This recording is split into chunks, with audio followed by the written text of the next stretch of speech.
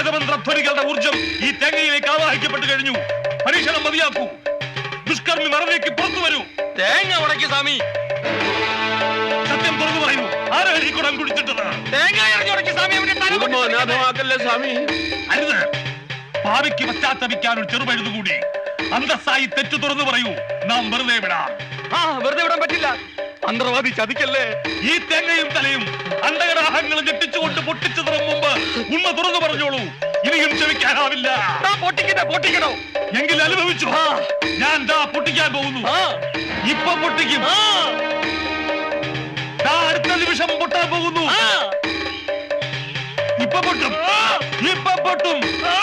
അടുത്ത നിമിഷം പൊട്ടിച്ചു പൊട്ടുന്നു. തനിക്ക് പൊട്ടിക്കാമെങ്കിൽ ഞാൻ പൊട്ടിക്കാവിടോ. അയ്യോ